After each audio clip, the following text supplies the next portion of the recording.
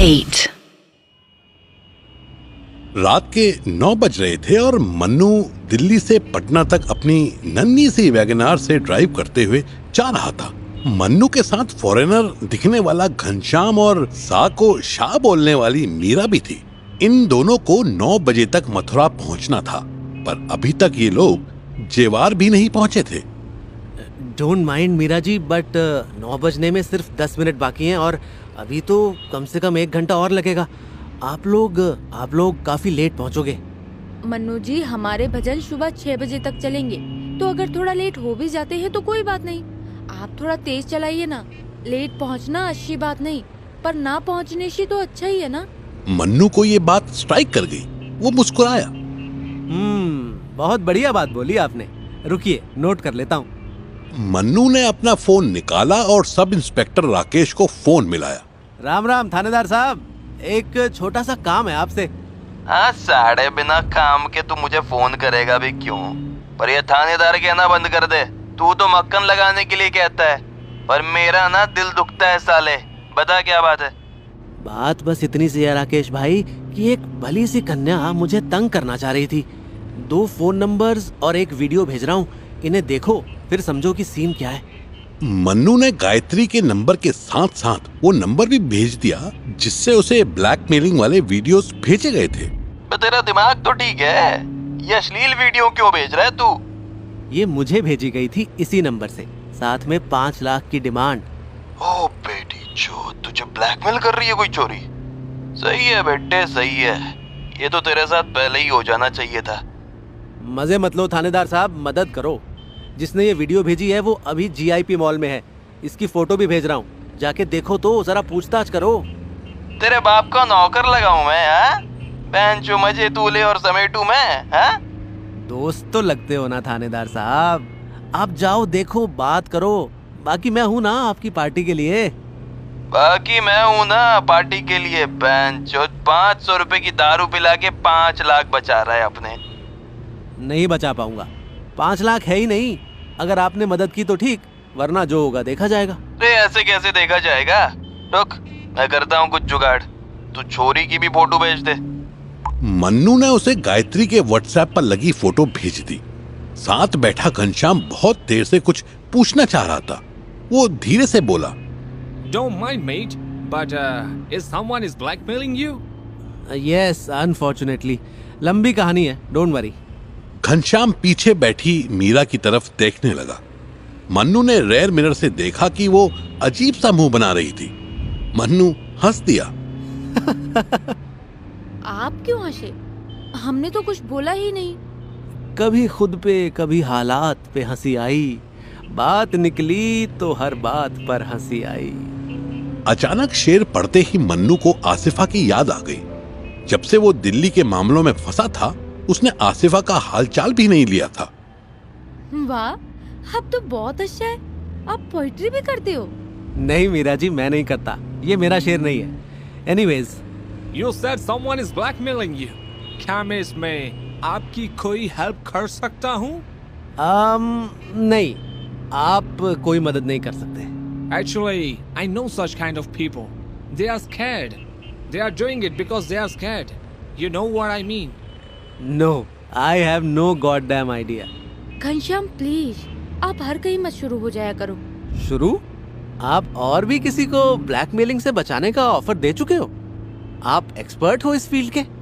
घनश्याम कुछ बोलने ही वाला था कि मीरा ने उसका कंधा दबा दिया और थोड़ा आगे आकर बोली, देखिए मन्नू जी, हम जिन गुरुजी के साथ जुड़े हुए हैं वो ऐसे लोगों की मदद करते हैं जो दूसरों को ब्लैकमेल करते हों, या किसी के घर चोरी करते हों, या उन्होंने कोई क्राइम किया हो, या ऐसा कोई भी जिससे गंदी आदत लग गई हो और वो उसे छोड़ ना पा रहा हो। तो घनश्याम जी आपसे इसीलिए पूछ रहे थे कि अगर आप ब्लैकमेल हो रहे हो तो ये उस मैडम से बात करेंगे और उन्हें समझाएंगे कि ये काम छोड़ दे और हमारे साथ जुड़कर राधा रानी जी की सेवा करें।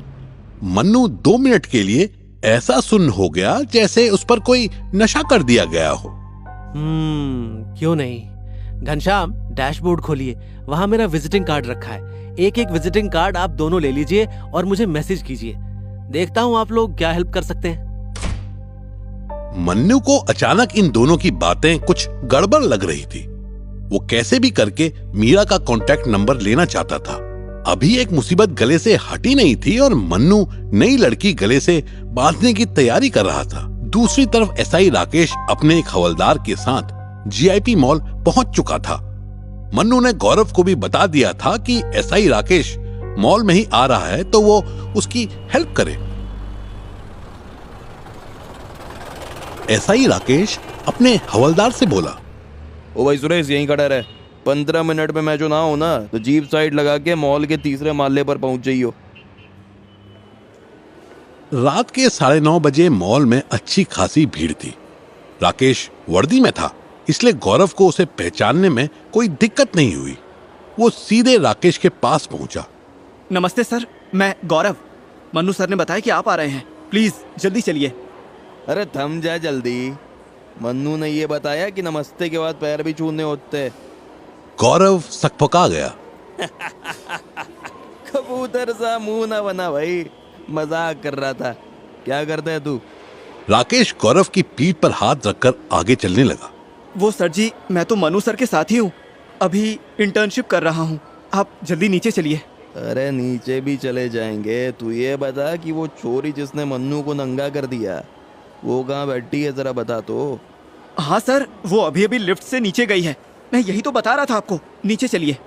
घना चूतिया दिखे तू, ये बात सबसे पहले बोलनी थी ना। चल जल्दी।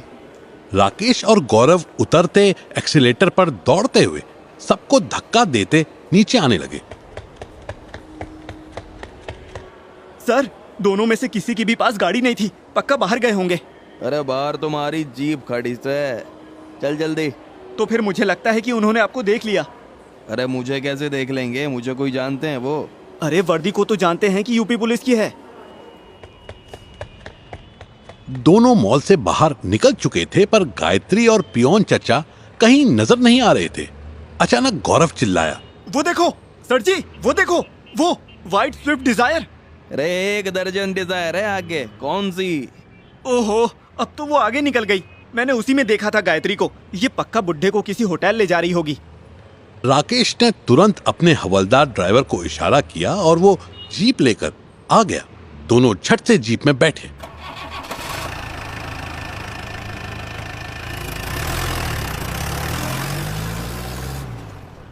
भाई सुरेश थोड़ी तेज भगा भाई, छोरे को लौंडिया किसी सफेद डिजायर में दिखी से। किसी डिजायर में नहीं थी, वो वाली देखो ना, 5 गाड़ी आगे है, उसमें देखी है। भाई मेरे तो समझ आई ना, सुरेश ने समझा दे, वही ले जाएगा। गौरव देख रहा था कि जिस कार पर उसकी नजर लॉक थी वो धीरे धीरे दूर होती जा रही थी। कोई टैक्सी ड्राइवर होता तो वो कह भी देता कि तेज चलाओ, पर इनसे तो वो कह भी नहीं सकता था कि जल्दी भगाओ। अरे यार, मुझे नहीं लगता कि हम उस गाड़ी को पकड़ पाएंगे, ऐसे तो मिस हो जाएगी। भाई के बुदबुदा रहा है मुंह ही मुंह में। ए सुरेश भाई, भगा ना थोड़ा और तेज, भगा। वो लोग दिल्ली की तरफ जा रहे थे। नोएडा गेट पर 20 सेकंड की रेड लाइट थी और जैसे ही जीप रुकी, गौरव ने देखा कि यहाँ पर येलो नंबर प्लेट वाली 11 स्विफ्ट डिजायर्स खड़ी थी। राकेश गाड़ी से उतरने को हुआ। ए छोरे, चल मारे साथ, बता मुझे कौन सी गाड़ी है, साली को यहीं दबोच लेंगे। अब तो मैं कंफ्यूज हो गया कि बेटी चौध, तब से तू जेम्स बॉन्ड बना यहाँ वहां भगाता ला रहा है कि वो रही गाड़ी, वो रही गाड़ी। अब जब सारी गाड़ी रुक गई तो तेरा कंफ्यूज हो गया। आई एम सो सॉरी, पर तभी लाइट ग्रीन हो गई और गाड़ियां आगे बढ़ने लगी। इब क्या करना है, सारी की सारी गाड़ियों के पीछे भागते रहे क्या? गौरव को कुछ समझ नहीं आ रहा था कि वो पुलिस वाले को क्या जवाब दे। भाई सुरेश, मुझे तो लग रहा है कि यो जो लौंडा है ना भाई, वो छोरी से मिला हुआ है। दोनों मिलके अपने मन्नू को 5 लाख का चूना मारना चाहते हैं। कैसी बात कर रहे हो आप? मैं मन्नू सर के लिए अपने घर में झूठ बोलकर यहाँ आया कि? अरे मन्नू के लिए आया तू या 5 लाख के लिए? तभी गौरव की नजर पड़ी कि दूर एक स्विफ्ट डिजायर से एक बुढ़ा उतर रहा था। फिट फिट फिट फिट, वो देखो, प्यून चचा उतर रहे हैं, वही गाड़ी है। अबे कौन प्यून चाचा? वो बुढ़ा देखो ना, जो सड़क के किनारे उतरा है अभी, उसी गाड़ी के पीछे लगा लो। अब तो नंबर भी दिख रहा है। 676। सुरेश, उस गाड़ी को छोड़, इस बुड्ढे को पकड़ते हैं। अरे पर ब्लैकमेल तो लड़की कर रही है ना। तू मुझे ना सिखा भाई कि ब्लैकमेलर कैसे पकड़ते हैं। गाड़ी साइड लगाओ भाई सुरेश। राकेश अंदर ही अंदर ये पीछा करो वाले काम से चिढ़ता था। अभी दिल्ली में घुसते ही हर नाके पर उसे कोई रैंक में सीनियर अफसर खड़ा दिख जाता तो उसे जवाब देना पड़ता कि वो क्यों दिल्ली में घूम रहा था। इसलिए उसने सोचा कि बुढ़े को पकड़कर सच उगलवा लेगा कि लड़की कहां थी। फिर लड़की को दबोचने से पहले मन्नू से सीधी डिमांड कर सकेगा। इधर मन्नू 10:20 पर मथुरा एक्सप्रेसवे पर पहुंच चुका था। मीरा ने मन्नू को वही गाड़ी रोकने के लिए कह दिया। अरे पर आई रियली डोंट माइंड, मैं आपको आपकी डेस्टिनेशन तक छोड़ सकता हूँ। नहीं नहीं, थैंक यू सो मच यहाँ तक के लिए। वो हमारे लिए कार भेज दी है उन्होंने, बस आते ही होंगे। घनश्याम हारमोनियम और तानपुरा उठा चुका था। मीरा मुस्कुराती हुई हाथ जोड़ती हुई कार से बाहर निकली और रोड साइड पहुंचकर खिड़की से अंदर झांकते हुए बोली, आप अच्छी बातें करते हो, आपके साथ जर्नी का टाइम ही नहीं पता चला। पर आप ब्लैकमेल मत हो ना, घनश्याम जी आपकी मदद करेंगे। रेयर व्यू में मन्नू की नजर एक छोटे से पर्स पर पड़ी। अरे आपका पर्स रह गया, रुकिए रुकिए मैं देता हूँ। मन्नू ने पर्स हाथ में लेकर अपनी साइड का दरवाजा खोला जो मेन हाईवे की तरफ था।